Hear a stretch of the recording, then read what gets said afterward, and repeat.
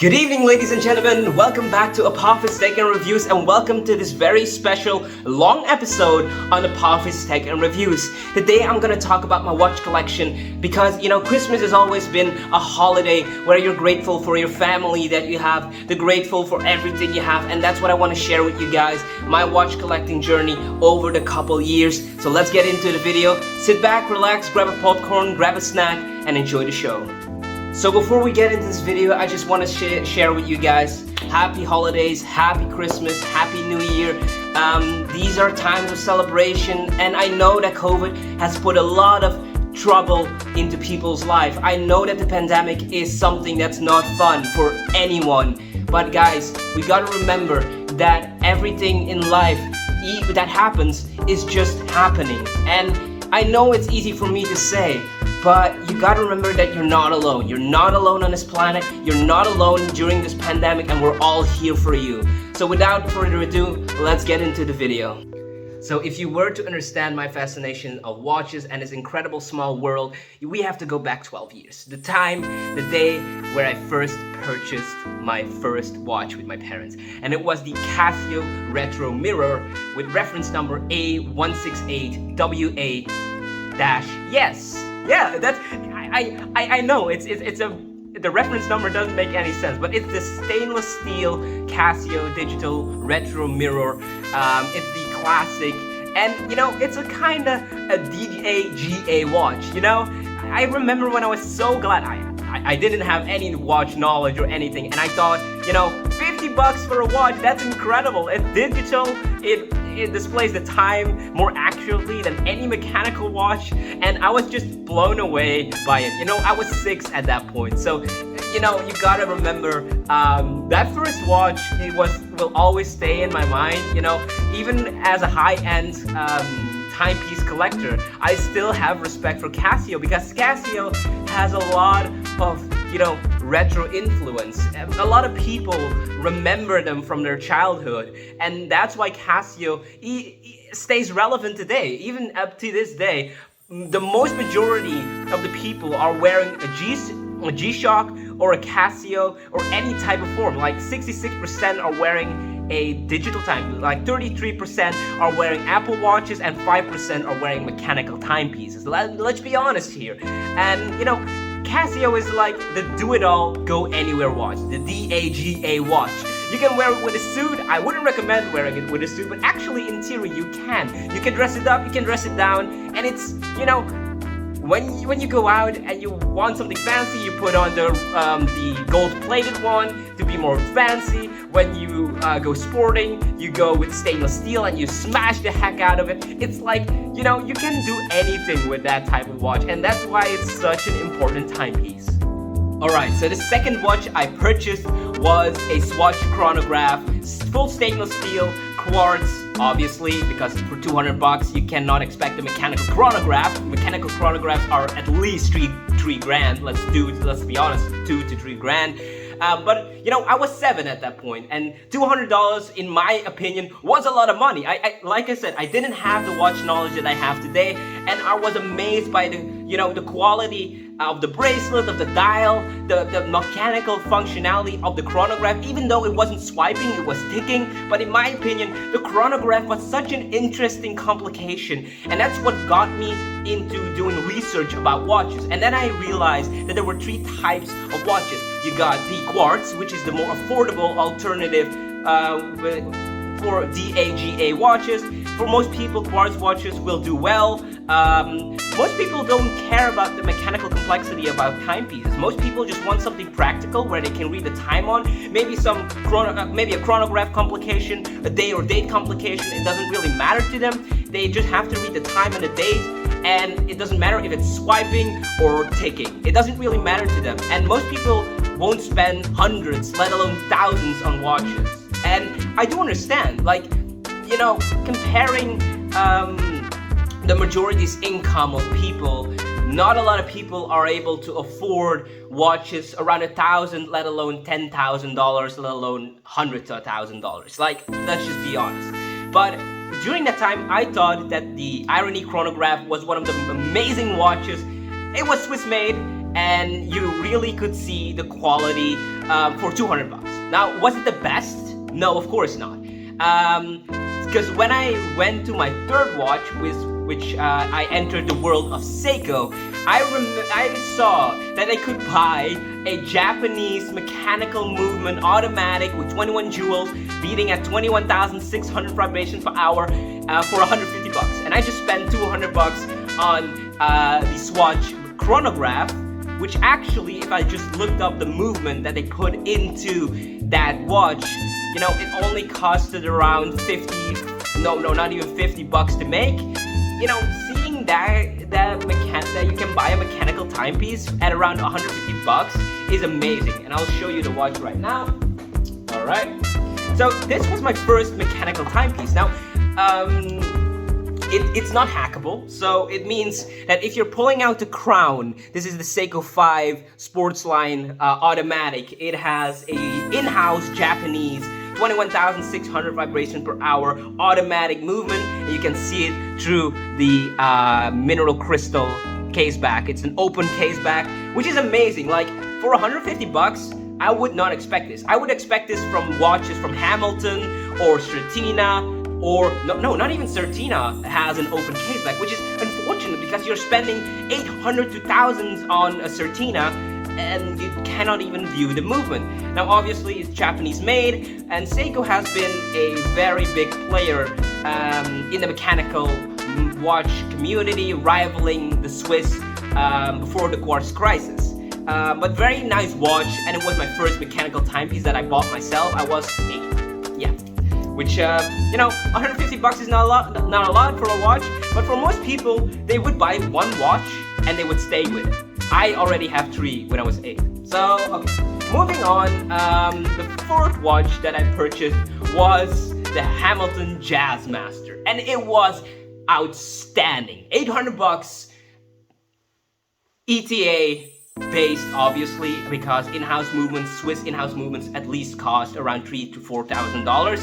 But it was the first mechanical Swiss watch that I got. Hamilton Jazzmaster, beautiful piece of art. Like, I'm gonna be honest, when people want to enter the world of high-end horology, when you go to a more expensive manufacturer like Hamilton or Tissot, and you look at their Powermatic 80 lineup or their ETA powered lineup, you know, you can easily spend $800 to $1,000. Then the fifth watch I got was the Tissot Gentleman with the silicon hairspring automatic Powermatic 80. It was my first Powermatic 80 watch that I bought. Around 800 bucks. I was like 9 years old, which was my second Swiss watch, Swiss mechanical watch. It was an amazing watch. I still think that the Tissot Gentleman is an amazing watch. A bang for your buck. You get 80 hours of power reserve, an ETA 2824-2 modified with a silicon hairspring, and beats at 21,600 vibrations per hour, but in return you get 80 hours of power reserve. 80 hours of power reserve for a watch that cost around 800 bucks? Like, that's insane. And my mind was just blown how affordable actually ETA movements can be and how good they actually can be. Then the sixth watch that I purchased was this one, my daily driver, the Certina DS Action Powermatic 80. It also has it's also based on the ETA 2824 with a silicon hairspring and reduced beat power to get that 80 hours of power reserve. Now, this is the green one. It costs around 850 bucks. You can find them used for around 600. If you want a Certina that is used, you can pick them up around 600. Very affordable watch, amazing bang for your buck. That's the thing with ETA or a Solida or whatever. They're just so good. They're good movements. They're not in-house, but they're good movements for the price you're paying. And that's how, brands like Longines, Certina, Tissot, Tag Heuer, sometimes even Hublot, but their prices the price of Hublot is just crazy expensive for actually ETAs, which is unfortunate. Like they tend to lie to their people that their movements are in-house, but they're actually, if you know a thing or two about watches, you know that Hublot and Tag Heuer are actually using ETA-based movements. Like, unfortunately, that's the thing why people in the watch collecting community don't really like Hublot or Tag Heuer, because they lie basically to the people, like that you're buying something in-house while it's just based on a mass-produced ETA or Sellita. Nothing wrong against Sellita or ETA movements, because, you know, Powermatic 80, amazing ETA, 2824-2, workhorse, and you know, these are put in a lot of watches on the more affordable side on Swiss watchmaking, and it's an amazing timepiece, but, you know, lying to the people that they're buying something in-house is just not right. Alright, the sixth watch that I purchased was the Breitling Navi Timer, and Breitling Navi Timer is a pilot watch. I love that watch, but it was too busy, and I sold it after 2 months. It was around $4,000, $4,000 to $5,000 used. And I sold it because it was too busy. First of all, 42 millimeters was way too big for my tiny wrist. Then second of all, it's still an amazing chronograph. It's an amazing watch, and it looks like nothing else. But it's big, it's chunky, and it's just too busy. I prefer something more simplistic. I prefer dress watches as well. Like, I prefer the look of the Seiko, which is a very elegant timepiece for 150 bucks. You can wear it with a suit easily, and, you know, it's dressy, while the Certina DS Action diver watch, you know, it's more busy than the Seiko, which means that obviously this is a sports watch. You can actually wear it with a suit, but it's not really, you know, meant to be worn with a suit. That's why I like more dressier pieces, because I like, you know, dress up very nice. I must admit, I like dressing up very nice, and that's why this is more my style of watch. But, you know, when I go to swimming or whatever, I just use this because it has 300 meters of water resistance, and it's Swiss made, and I just beat the heck out of this watch. Like, I don't even care if it's 850 bucks, like, who cares? Like, when people consider buying a watch, you should wear a watch because you want, or you should buy a watch because you want to wear the crap out of it. I hate people who buy fancy watches. Like, I mean, I'm guilty of this myself. For example, I do not wear my Audemars Piguet Royal Oak 15400 OR full rose gold Audemars Piguet Royal Oak, not as much as I wear my stainless. Obviously, it's 18 karat rose gold, or pink gold if you want to call it, and, you know, you're more careful with fancy materials than you would be with stainless steel. Alright, let's move on. The seventh watch I got was the Omega Seamaster Diver 300 in blue ceramic. An amazing cracker of a watch, and was always my dream timepiece. And, like, if I'm looking at Rolex, for example, like, just their entry-level watch, the Explorer, is around 6 to 7 grand. And that's just insane for, you know, just a basic in-house Rolex that is mass-produced by, you know, the company. And, you know, they limit their production just so to make the brand more high prestige. Don't get me wrong, I love Rolex. I own a couple Rolexes, so, like, I'm not saying that it's a bad brand, but it's just marketing. In general, you're paying for the marketing. Rolex owns more percentage in average marketing than any other brand out there. But there are certain brands that are more, you know, that are better when it comes to construction, like Audemars Piguet, Vacheron Constantin, Patek Philippe, even German manufacturer A. Lange & Söhne. Their watches are insane. Okay, I must admit, the entry-level A. Lange cost around 20 grand, which for a stainless steel watch is a lot of money.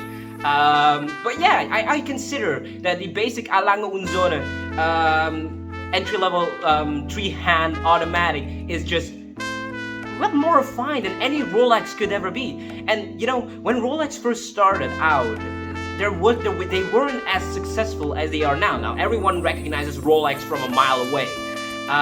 But in the time that Rolex just started, you could actually pick up a Rolex for around $3,000 to $4,000, and, you know, people wore the heck out of them. They were tool watches. They were built to be used. And that's why I love seeing people when they're working hard. Maybe you're a chef, maybe you're a successful chef, a business owner, whatever. And if I see a Rolex that has been beaten down, I love to see that. The reason why is because it's a watch that represents some kind of story. And that's what I love to do with my timepieces. I love to wear the crap out of them. I don't care about, they might decrease in value, because I do not purchase watches as an investment. The thing is with me about watches is I purchase watches to be able to enjoy them and other people to enjoy them. It's buying watches for status or buying watches just to, treat them like it's something, fragile is just not okay. I mean, you do whatever you want with your money, but, I like to wear the heck out of it. It's just like I wouldn't buy a Ferrari and, encase it in a glass bubble and never drive it. Like, there are a lot of people who do that just because they know that, depreciation is gonna hit hard when you drive your Ferrari or your McLaren or your Lamborghini a lot of miles on them. If you put a lot of miles on them, you know that it's gonna depreciate, and people don't want to lose money. But that's the thing, like, that's the same thing that is with watches. A lot of people just don't want their watch to decrease in value, and I understand. You spend thousands, maybe $10,000, maybe $100,000 on a watch, but why did you buy it then in the first place? If you don't want to enjoy it for what it was built to be worn. It wasn't built to sit in a box. And yes, okay, the box is nice and all, and don't get me wrong, but it wasn't built to stay in a box all the time. Alright, enough about ranting about that. Let's talk about my 8th watch.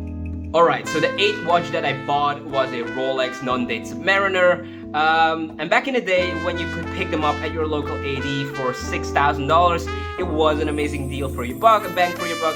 Nowadays, you could sell them for around 13 to 14 grand, which is an amazing investment. I have never had something that gone up so much in the couple years. It's insane. Actually, the Submariner date goes for way more, and it's insane. And that's why I sold my Submariner. I didn't feel like it was doing it all for me. Like, the Submariner is a great watch. It's a great all-around diverse watch.